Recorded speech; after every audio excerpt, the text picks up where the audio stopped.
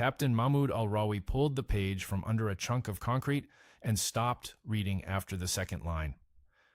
The handwriting belonged to a T-72 commander from the Tawakalna Division, Republican Guard, not conscripts. 3 sentences in, the ink smeared where something wet had hit the paper. Blood, oil, rain. The document doesn't specify. What it does specify, in careful Arabic script running diagonally across a logistics form because proper paper had run out, is this. A single American tank took 3 rounds from a T-72 at under 1,500 meters. The American tank did not stop. It rotated its turret. The writer uses the word slowly, which tells you something about the psychology of that moment, and fired once. The T-72 that had just landed 3 hits ceased to exist. If you've heard a different version of how these engagements went, if you think the Abrams had it easier than I'm about to describe, or harder, drop it in the comments. Like the video, subscribe, and argue with me. The best scripts I've written started because someone called me wrong and turned out to be half right. The document surfaced in 1993 from a burned-out brigade command post south of Basra. A civil affairs team cataloging captured material found it inside a filing cabinet that had partially melted. The top drawer fused shut. The bottom drawer held 11 pages of handwritten combat observations, most of them fragmentary, several illegible. U.S. Army intelligence translated 8. The translated pages ended up in a Technical Exploitation Report filed at Aberdeen Proving Ground. That report sat in a cardboard box for 6 years before anyone with the right clearance and the right curiosity opened it. The writer, presumably the same T-72 commander, though the name on the first page, charred beyond recovery, describes 3 separate engagements over what appears to be a 30-hour window. He identifies the American vehicles as the new tank in 2 places and the heavy one in a 3rd. Never by designation. His unit had received no briefing materials on the M1 Abrams. They knew it existed the way you know a hurricane exists before it reaches your coast. One detail goes nowhere but deserves mention. The writer spends 4 lines describing the sound American tanks made at night. Not the engines, the tracks. He compares the noise to a mill grinding wet grain. That image has stuck with me. It has 0 tactical relevance. What has tactical relevance fills the remaining pages. The writer catalogs hits on American armor with the precision of a man trying to understand why he's losing. 3 impacts from 125mm smoothbore rounds, the main armament of every T-72 in Iraqi service.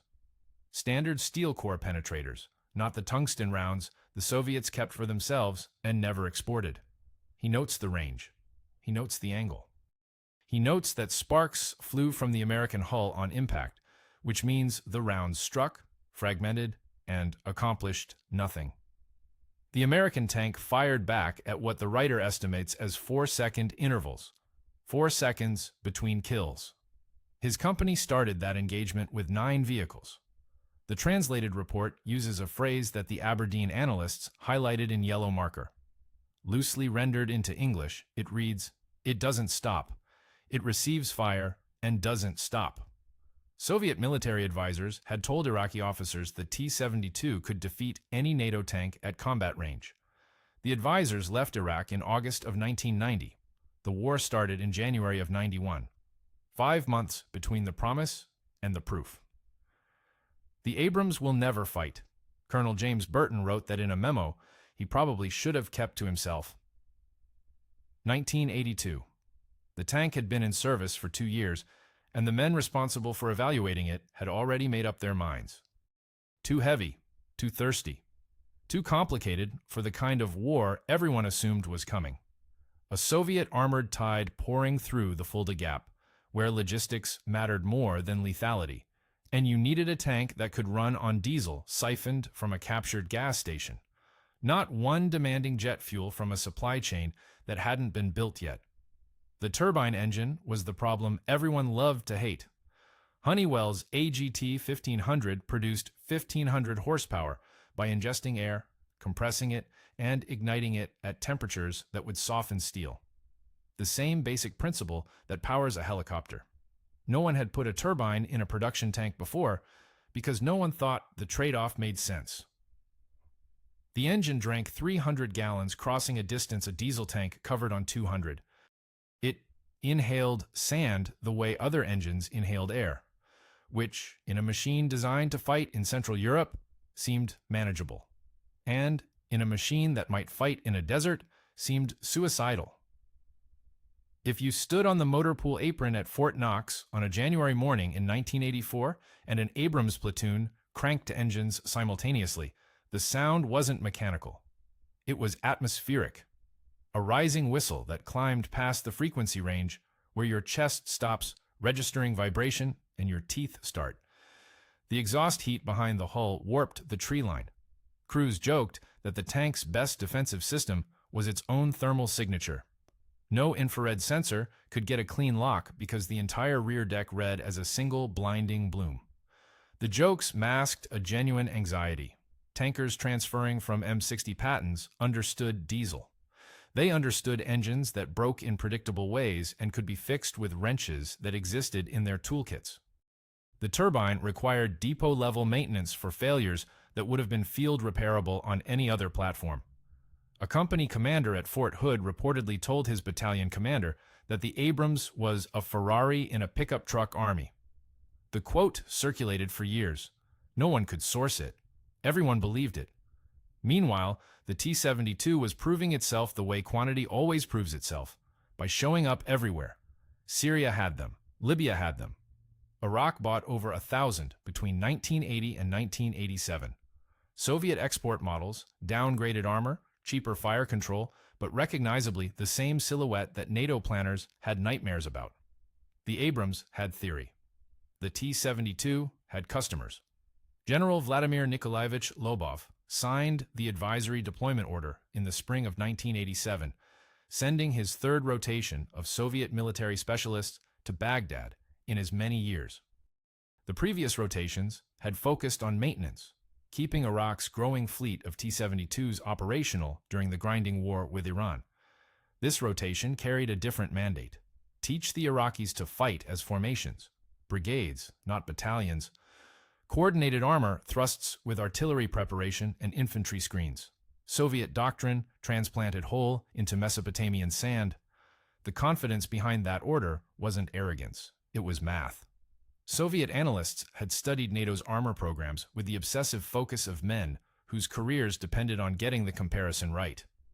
They knew the Abrams existed. They knew its specifications, most of them anyway. What they believed, with data to support it, was that the T-72's 125mm smoothbore could penetrate the Abrams at standard combat ranges. Their penetration tables said so. Their engineers had tested the ammunition against composite armor samples and produced numbers that looked survivable for the attacker. The critical variable they got wrong was the armor itself. Chobham composite, layered ceramic and steel matrices developed at a British research facility and improved at American labs under classification levels the Soviets never cracked, performed 30 to 40% better than Moscow's estimates.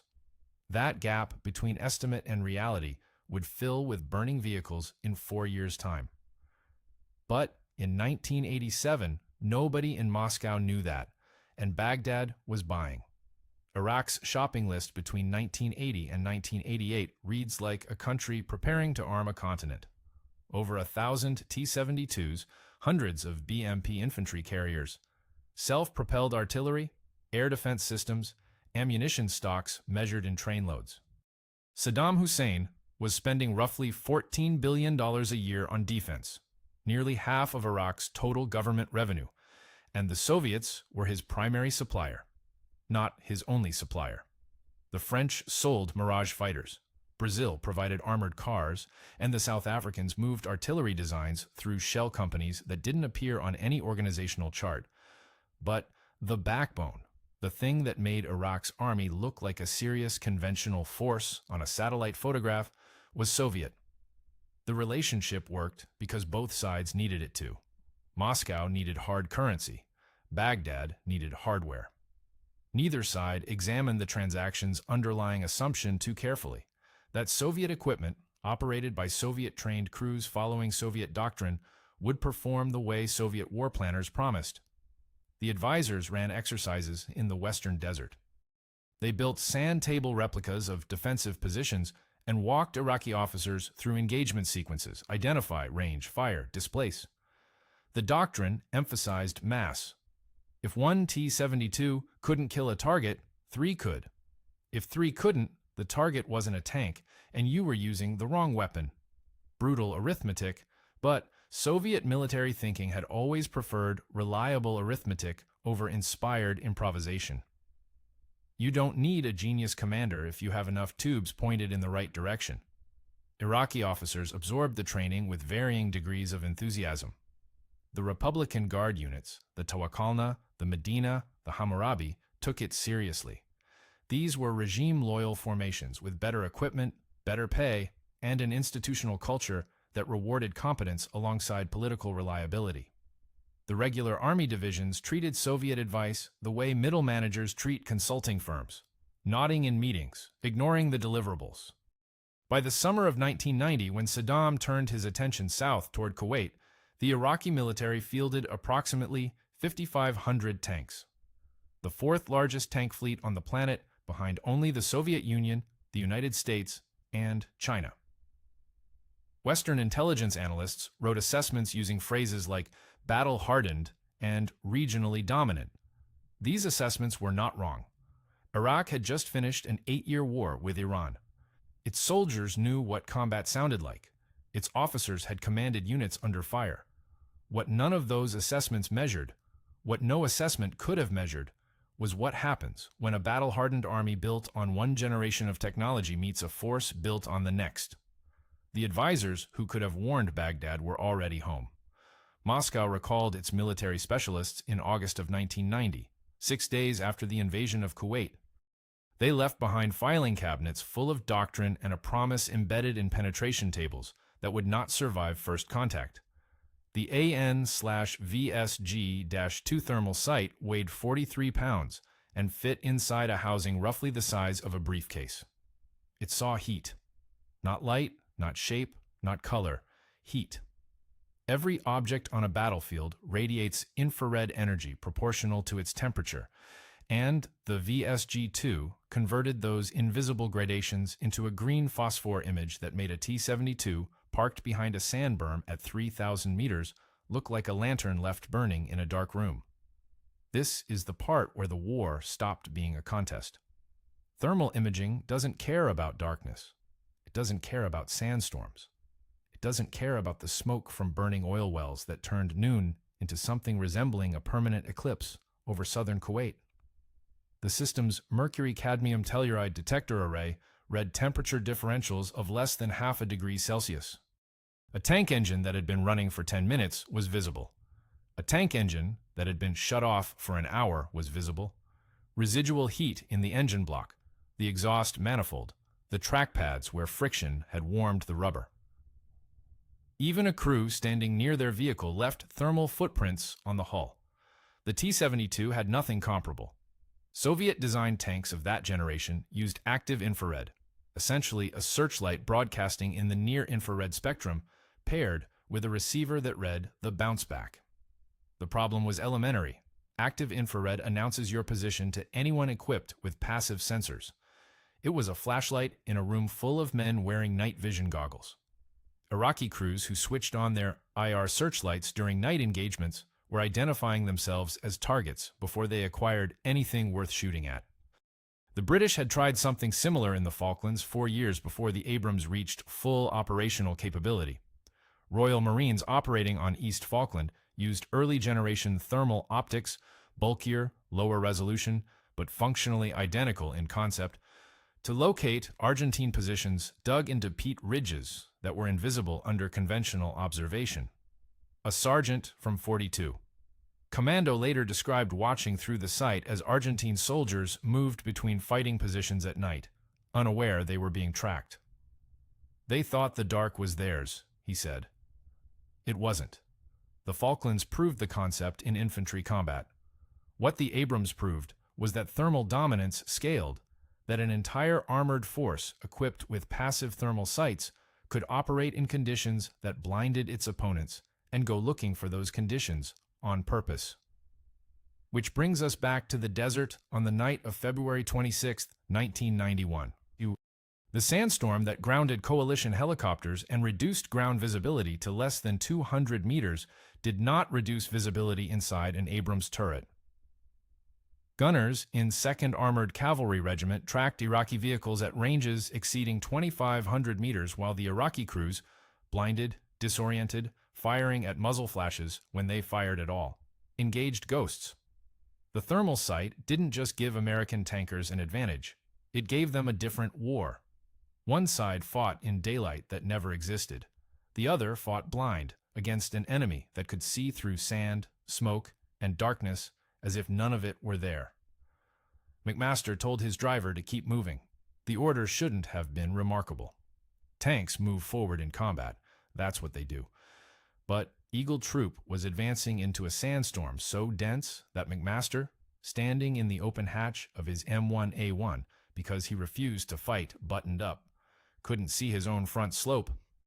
The wind carried sand horizontally at 40 miles per hour. It scoured exposed skin raw. It turned the afternoon sky the color of a bruise.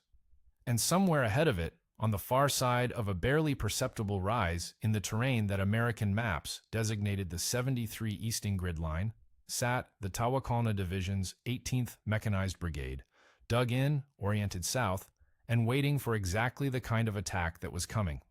9 Abrams tanks, 12 Bradleys, against a brigade strength position with T-72s in prepared revetments, BMPs on the flanks, and dismounted infantry in trench lines, connecting the fighting positions. The Iraqis had done everything Soviet doctrine demanded. They'd chosen ground that offered observation to the south. They'd dug their tanks in hull down, exposing only their turrets. They'd established interlocking fields of fire. On paper, Eagle Troop should have driven into a kill sack. The paper didn't account for what happened inside the Abrams turrets. McMaster's gunner, Sergeant Craig Koch, was already tracking targets through the thermal sight when the troop crested the rise. The Iraqi positions appeared on his screen like a string of bright coins laid across a dark table. Hot turrets, hot engine decks, the smaller signatures of infantry bunkers, where body heat and cooking fires bled through the sand cover. Koch called targets. McMaster confirmed. The first round left the barrel at approximately 16:23 local time, and the engagement that followed lasted 23 minutes. 23 minutes for 9 tanks to destroy an entrenched brigade. The Abrams crews fired on the move.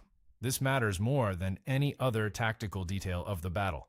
Soviet doctrine, the doctrine the Iraqis had been trained on, assumed tanks stopped to shoot. You halt, you lay the gun, you fire, you move to your alternate position. The engagement cycle took between 15 and 20 seconds for a well-drilled T-72 crew operating from a static position. The Abrams stabilization system allowed Koch and every other gunner in Eagle Troop to fire accurately while their tanks crossed broken desert at 20 miles per hour. They never stopped. They never presented a stationary target. The Iraqi gunners, peering through optical sights that required manual range estimation in conditions where they couldn't see past 400 meters, were trying to hit vehicles that appeared from the murk, fired, and vanished before the sound of the shot arrived. The thermal sight turned the sandstorm into an ally.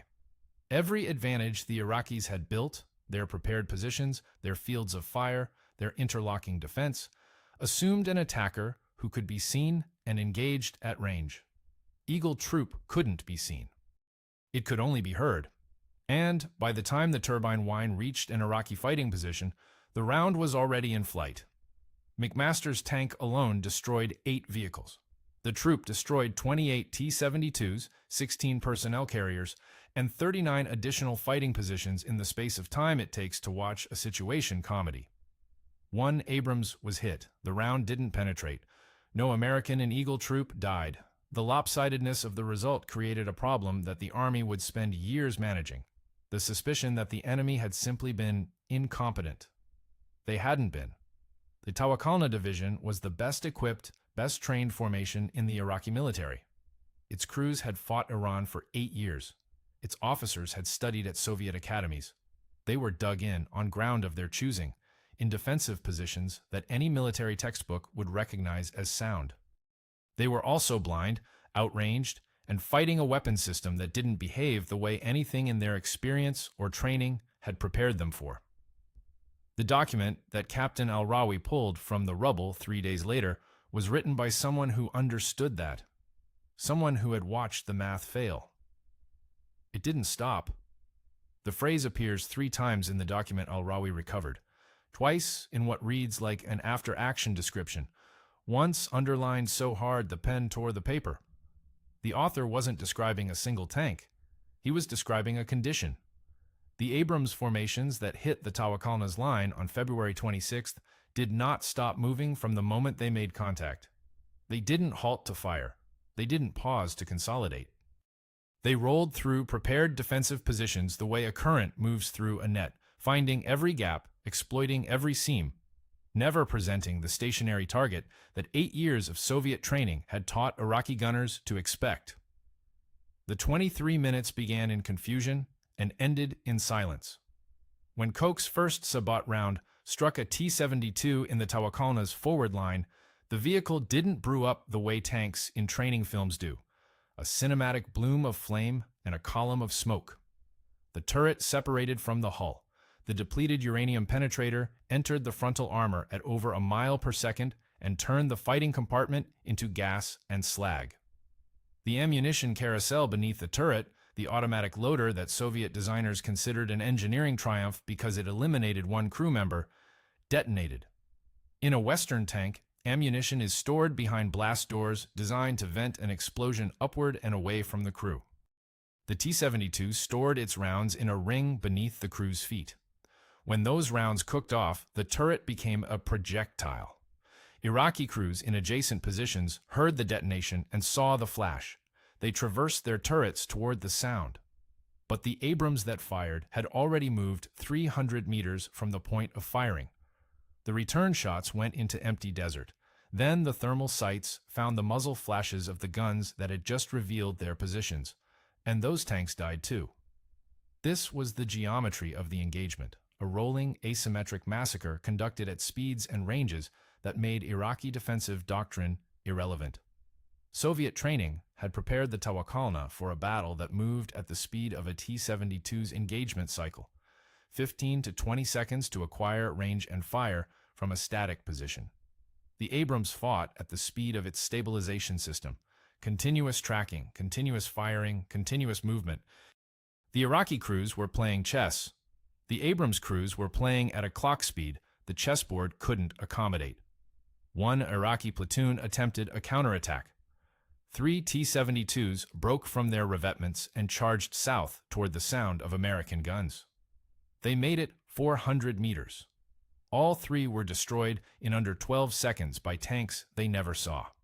The thermal sight footage from that engagement, later reviewed at Fort Knox as a training aid, shows the Iraqi tanks emerging from their positions, turrets traversing, searching. The green phosphor image is clinical. The tanks glow white-hot against the cool desert floor. The crosshairs settle. The image bucks with recoil. A bloom of heat where the target was. Crosshairs shift. Second bloom. Shift. Third. 12 seconds. 3 crews. The men inside those vehicles were veterans of Basra, of the Shat al-Arab, of engagements where they'd fought Iranian armor at knife fight ranges and won. Their training didn't fail them. Their courage didn't fail them. Their technology placed them in a war where training and courage couldn't reach the enemy. By 1646 local time, 23 minutes after Koch's first shot, Eagle Troop had driven through the Tawakalna's brigade position and emerged on the far side. Behind them, 28 T-72s burned in their revetments. 16 BMPs sat shattered along the flanks. Ammunition cooked off in staggered detonations that would continue for hours, each explosion briefly illuminating the sandstorm from within like heat lightning. The man who wrote the document al-Rawi found had watched some portion of this.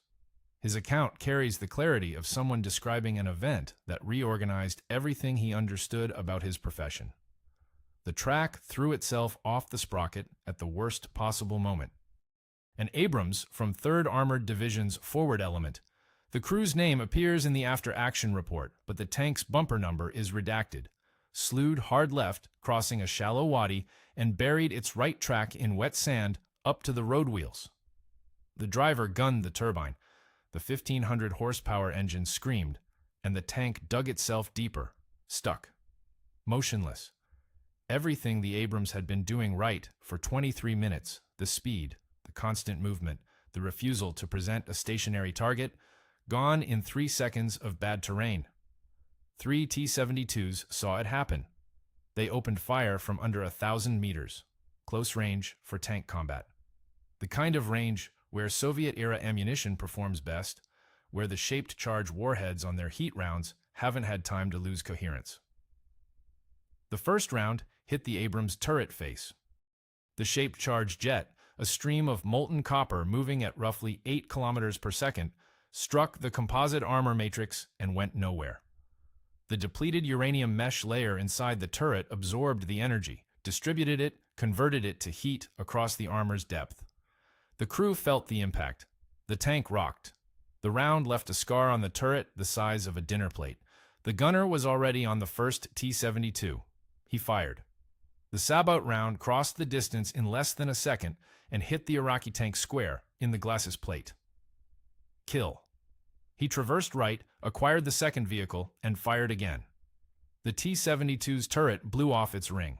The third vehicle reversed behind a sand berm, a 6-foot wall of compacted earth that should have provided total cover from direct fire. The thermal sight disagreed. The T-72's engine heat radiated through the berm's surface like a candle behind a bedsheet. The gunner put a round through the berm. The Sabout penetrator punched through 6 feet of sand and struck the T-72 on the other side. 3 tanks. Mired in place, taking fire. Every round the Iraqis put into that Abrams, and the after-action report lists multiple additional impacts, failed to penetrate. The crew sat in a disabled tank, absorbing hits and killing everything that shot at them. The tank commander's assessment in the debrief used language the Army doesn't typically print. His gunner's report was more restrained. Engaged and destroyed 3 enemy armored vehicles while immobilized under direct fire. The understatement borders on parody. 1930 hours local time. The sun dropped below the horizon and changed nothing for the Americans. The Abrams crews switched from daylight optics to thermal as a matter of habit, a toggle, a brief recalibration of contrast, and the desert reappeared in shades of black and white heat signature. Gunners kept scanning. The commanders called targets without adjusting their rhythm. For the Iraqi tankers still alive in the Tawakalna's secondary positions, darkness had always been a reprieve. 8 years of war with Iran had taught them that nightfall meant a pause, a chance to reposition, recover wounded, redistribute ammunition. The Americans had learned something different at Fort Irwin and Grafenwohr. They'd learned that darkness was a commodity you could monopolize.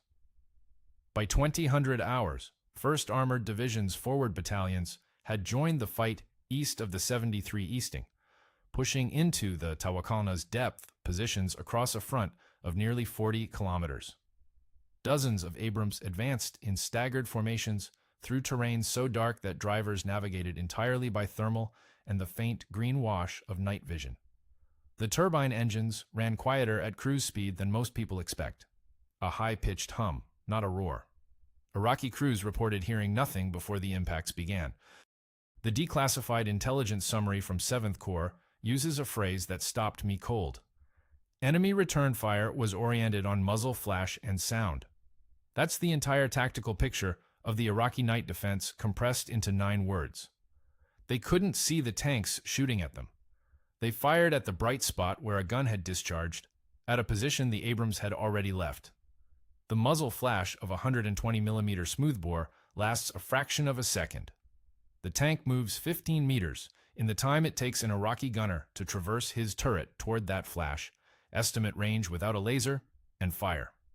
15 meters of error at 1,000 meters of range. They hit sand. The thermal sights didn't care about muzzle flash.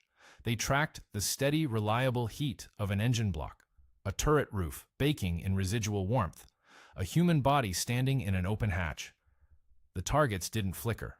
They glowed. One battalion commander, his name redacted in the 7th Corps after-action review, but identified elsewhere as a lieutenant colonel with 2nd Brigade, reported that his gunners began running low on sabot rounds by 21:30 and switched to heat ammunition for soft targets. The change barely registered in their kill rate. They'd been drilling ammunition management at the National Training Center for years, cycling between round types mid-engagement the way a mechanic reaches for different wrenches without looking. The Iraqi crews on the receiving end had no way to distinguish between the two. Both killed them. So what did the other side actually experience? The document al-Rawi recovered contains a passage, 4 lines, smudged, written in a hand shakier than the earlier portions, describing the night phase. The author wrote that his company fired 11 rounds after dark. 11 rounds from what had been a full-strength tank company. They hit nothing they could confirm. He wrote that 3 of his remaining vehicles were destroyed within the time between 2 breaths.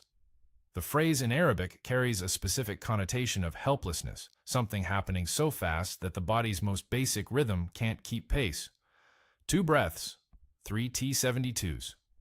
The crews inside them never saw what killed them. By midnight, the Tawakalna Division had functionally ceased to exist as a fighting formation. Its first echelon lay burned across the 73 easting. Its second echelon had been gutted during the night advance. Scattered elements of its third echelon attempted to withdraw northeast toward Basra and drove directly into the thermal sights of 3rd Armored Division's lead elements coming from a different axis. The kill boxes overlapped. There was no gap in the coverage, no shadow to hide in, and every direction led back into those sights. The promise Moscow's advisors had embedded in penetration tables and training manuals that the T-72 could meet Western armor on competitive terms died in the dark between 1930 and midnight on February 26, 1991. 4.5 hours. The Soviet military specialists who'd left Baghdad 6 months earlier watched the results on CNN from offices in Moscow. Sources conflict on whether any formal assessment was filed with the General Staff. The T-72 export program lost 9 customers within 18 months. Frunzenskaya, Embankment, Moscow. A building with no sign on the door and a view of Gorky Park across the river. The General Staff's main intelligence directorate occupied the upper floors, and in the first week of March 1991, a team of 4 analysts sat in a windowless room on the 6th floor compiling numbers from satellite imagery, signals intercepts, and CNN footage recorded on VHS tapes purchased from a kiosk near the Arbat. The numbers arrived slowly, then all at once. Iraqi losses in armored vehicles exceeded 3,000 confirmed destroyed across the theater. The Tawakalna alone had lost over 180 T-72s in a single operational period. Not a campaign, not a season, a period measurable in hours. The Medina Luminous Division fared marginally better only because it engaged later and retreated faster. Total Iraqi tank losses against American M1 A1. Abrams formations across every engagement, every axis of advance, every unit from 7th Corps to the Marine divisions operating in the East. The declassified tally compiled by the U.S. Army's Armored Systems Modernization Office lists 0 M1A1s destroyed by enemy tank fire. 0. Not few, not minimal. The number is 0. The analysts on the 6th floor reached the same conclusion using different sources. Their report, portions of which surfaced in a Russian military journal in 1993 under a title that translates roughly as Armor Performance Indicators Southwest Asian Theater, does not use the word catastrophic.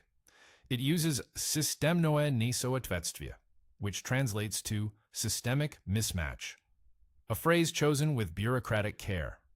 The kind of language you use when the product your country has been selling to 47 nations just failed on live television. The mismatch ran deeper than any single component. Soviet analysts initially focused on the ammunition. The 125mm rounds fired by Iraqi T-72s had failed to penetrate the Abrams turret at any range documented in the battle data. The shaped charge rounds performed within their design parameters. The problem sat on the other side of the equation. Chobham derived composite armor with depleted uranium. Inserts absorbed energy in ways that Soviet penetration models hadn't accounted for, because Soviet intelligence hadn't known the uranium layer existed until 18 months before the war. They'd updated their estimates. The estimates were still wrong. Then, the fire control disparity. Soviet tank doctrine assumed engagement ranges of 800 to 1200 meters, the distance at which the TPDK-1 laser rangefinder on a T-72 achieved reliable accuracy. The Abrams killed at 2,000, 2,500, 3,000 meters. At those ranges, the T-72's fire control system produced a hit probability so low the Russian journal doesn't even print the number. It lists a dash, a typographic shrug. The thermal sight gap received its own subsection in the report. The analysts noted, correctly, that the AN/VSG-2 gave American crews the ability to detect, identify, and engage targets in conditions where Iraqi crews couldn't distinguish a tank from a rock formation. Sand, smoke, darkness, rain. The Abrams saw through all of it. The T-72 carried an infrared searchlight, the Luna system, that projected an active beam visible to anyone with a passive detector. Turning it on in combat against an Abrams-equipped force announced your position to every thermal site within 4 kilometers. Iraqi crews who activated their Luna systems died faster than those who stayed dark. Both groups died. Here's what they don't tell you about the zero number. 9 Abrams were disabled during the ground campaign. Tracks thrown, engines damaged, 1 hit by a Hellfire missile in a friendly fire incident. Several took direct hits from T-72 main guns at close range. The crews survived every impact. The tanks were recovered, repaired, and, in most cases, returned to service within the theater. The zero doesn't mean the Iraqis didn't try. It means that trying accomplished nothing. The Russian analysts read their own data and saw what it meant. The T-72 wasn't just an export product. Variants of it formed the backbone of the Soviet Union's own armored divisions, the forces that were supposed to punch through the Fulda Gap and reach the Rhine in 72 hours. Every planning assumption behind that thrust depended on the T-72 meeting NATO armor on something resembling equal terms. February 26th had demonstrated that those terms didn't exist. The tank they'd built their European war plan around couldn't kill the tank it would have faced. The Soviet Union had 8 months left to live.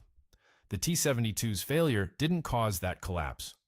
But for the men on the 6th floor reading their own data, the ground war in Kuwait confirmed something the economic indicators and the breadlines had been suggesting for years. The competition had moved to a place where Soviet engineering couldn't follow. The gap between the systems wasn't closing. It had become structural. The document al-Rawi recovered carries a sentence near its final paragraph that maps precisely onto this conclusion. The author wrote it in neat, controlled script, unlike the shaky hand of the night phase entries. He'd had time to think. He'd reached his verdict before Moscow reached theirs.